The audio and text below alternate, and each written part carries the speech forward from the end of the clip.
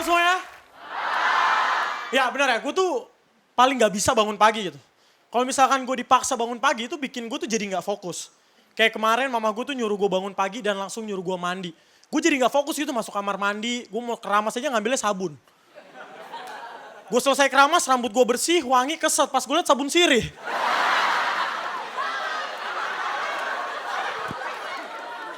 Untung gue pakai keramas, kalau gue pakai kumur-kumur bibir gue rapet ya kan.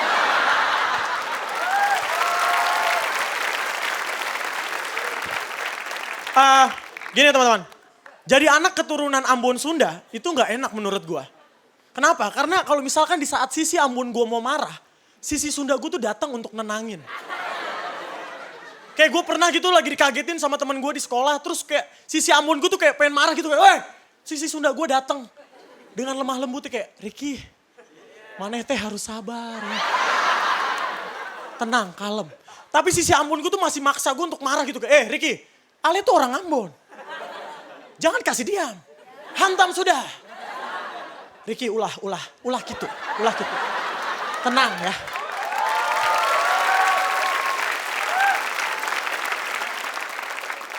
Kamu teh harus tenang. Jangan kepancing emosinya. Ambon mah gitu. Galak. Beta dengar itu, beta dengar. Beta bukan galak, beta cuma sok berani. Ini yang bikin gue jadi perdebatan dalam batin gue, tau gak teman-teman? Di satu sisi Ambon gue pengen muncul, tapi di satu sisi Sunda gue juga harus pengen keluar. Lu bayangin gue kalau mau marah gimana gitu, kayak saya teh kaget tau gak?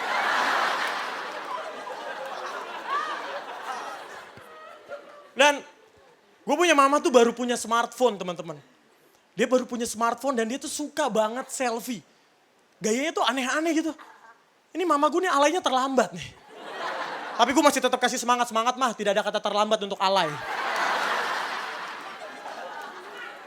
Dan gimana ya teman-teman, dia tuh akhirnya bikin Instagram dan dia selalu posting foto Instagramnya. Dan yang bikin gue sedih tuh, dia yang posting, dia yang nge-like, dia juga yang komen. Dia komen gitu kayak, cantik banget sih sis gitu. Terus dia juga yang bales, makasih ya masih cantikan kamu kok.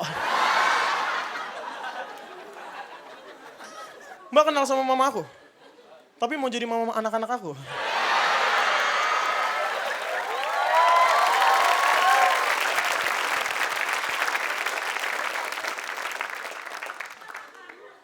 Sedih teman-teman sebenarnya gue. Cuman apa ya, mama gue tuh orangnya ya gitulah. Dia itu gini, gue selama gue jadi stand up comedy, dia tuh suka menyombongkan kalau gue tuh bisa stand up comedy teman-teman. Dan gue kadang-kadang tuh suka bingung gitu sama mama gue.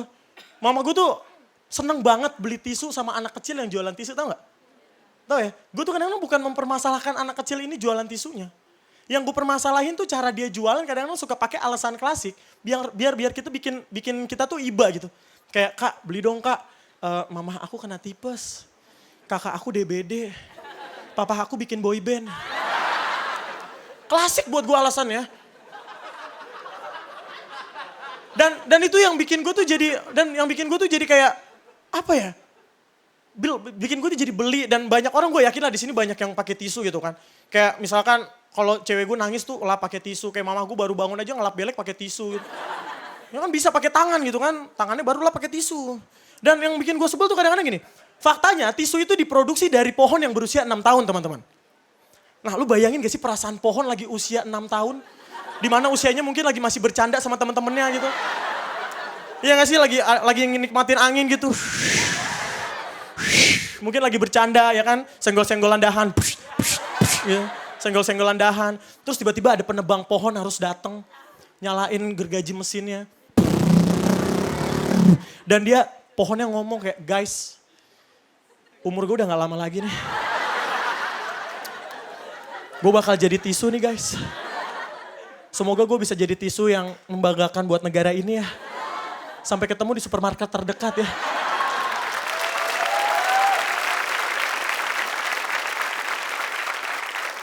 Gue heran aja gitu teman-teman. Produksinya tuh pohon jadiin tisu. Kalau misalkan semua pohon habis, dampaknya tuh apa? Global warming, setuju gak?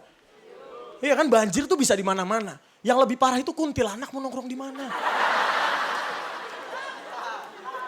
Lu bayangin kuntilanak perasaannya gitu. Ini gue takutin nanti kuntilanak nongkrongnya di flyover tau gak lu? Ini gimana kalau misalkan digodain sama anak motor ya kan? Cewek. Bisa kali. Heh, jangan sembarangan kalau ngomong ya. Emang lo pikir gue kuntilanak gampangan? Terus gimana kalau misalkan dia digodain gitu sama cabe-cabean gitu? Hei, lo tahu nggak ini tempat gue? Lo siapa sih? Gak tahu diri. Aduh, aku nggak tahu. Maaf ya cantik. Makasih tapi masih cantikan kamu kok. Nama gue Ricky, God bless you. Ricky Watimena. Blasteran Sunda dan Ambon. Benar. Akhirnya dikeluarin juga Sundanya. Benar. Wah, mengeksplor. Soalnya tantangan kan dari juri mengeksplorasi keturunan Sunda dan Ambon. Kayaknya sih bakal berhasil ya. Iya. Kita dengerin aja penilaian dari juri. Radit silakan duluan. Ya Ricky, materinya dekat banget sama gue ya karena bokap gue juga bikin boy band jadi ya. Jangan-jangan satu sama Arif Dido juga enggak ya? Ya mungkin kayaknya deh. Mungkin ya paling tua kayaknya dia ya. Tapi gue suka cara lo mengeksplor hybrid ini ya Sunda Ambon lo tadi. Itu keren banget gitu lo ngasih dua kultur yang berbeda itu yang jadi milik lo aja. Gue gak bisa lihat tuh di komik lain. Makasih Bang Radit. Iya. Setnya rapi, ditulis dengan baik. Menurut gue sejauh ini kayaknya penampilan lo yang paling baik sih. Terima kasih Bang Radit. Soimah. Ricky, Ya, Mbak Soimah. kamu malam ini ganteng sekali. Makasih Mbak Soimah. Pakai jas. Tadi pas mau masuk ke sini, saya ngelewatin Ricky. Sukses ya Ricky. Dalam hati, wah kok lewat nih. Wangi gitu ya, rambutnya klimis, rapi gitu. Emang kalau kamu Koko kenapa? kenal bapak aku nggak? Enggak. Tapi kamu mau nggak jadi bapak buat anak-anak aku?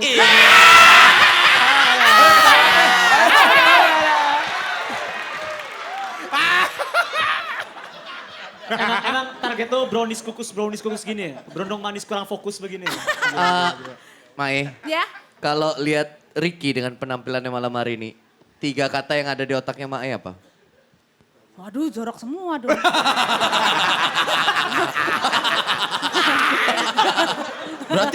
Berarti gue comberan celokan. Apa itu jorok emang? Jorok. Apa Mae? Cerdas, Cerdas, smile, smile, seksi. seksi. Itu kalau Ricky Watimena. Kalau seandainya Koko berdiri di panggung ini, 3 kata untuk Koko. Knalpot, Knalpot, oli, oli, kampungan. Ricky, suatu saat kalau kamu punya istri, kalau kamu punya hobi motor, jangan lupakan istrimu ya. Dia curhat. Siap Mbak, siap. Tapi Ricky ini penampil pertama yang sangat spesial pada malam hari ini. Terima kasih Mbak Soimah. Tampilannya segar, fresh, dan apa yang dibawakan juga sangat kena. Kayaknya walaupun peserta yang lain belum tampil, kayaknya kamu penampil terbaik deh malam ini. Terima kasih Mbak Soimah. Kayaknya kesengsem beneran. Iya nih. Kok dirantai dong. Jangan nonton. Bentar ya, gue pinjam rantainya Arif Dido dulu ya. Oh iya. Ya pokoknya sukses buat Ricky. Ricky. Semoga kedepannya punya ide-ide yang cemerlang lagi. Oke, Terima kasih, terima Mbak kasih Soimah. Soimah.